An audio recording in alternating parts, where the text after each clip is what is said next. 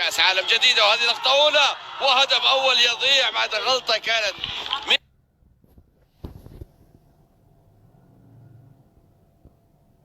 أن يضيء طريق المنتخب اليمني من أول الدقائق ومن بداية هذه البطولة بكرة خطفها أنور بنفسه، حسين سددها بنفسه، أنور حسين الطريق خلال الكرات الثابتة. والمنتخب الماليزي يبدو أنه يحاول أن يبدأ اللعب من الخلف من خلال التمريرات القصيرة، لكن هذه الطريقة أيضا ربما يأتي من خلالها الكثير من الأخطاء. وهذه لقطة ومحاولة وهدف أول.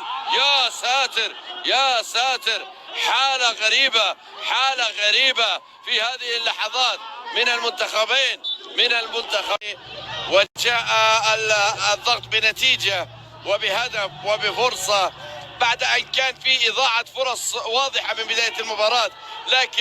لكن عبد الرحمن خضر استغل الفرصة الأولى اللي اتيحت له شخصيا، والآن يحضر إلى أنور ومع مرور الدقائق بدأت تتضح الكثير من المعالم. طبعا هي فترة يتفوق فيها المنتخب اليمني يجب أن تستغل. وهذه لقطة أخرى وتمريرة من عبد الرحمن وإبعاد يأتي وعودة مرة أخرى والمهارة ستظهر. وهذه تسديدة لكنها سهلة.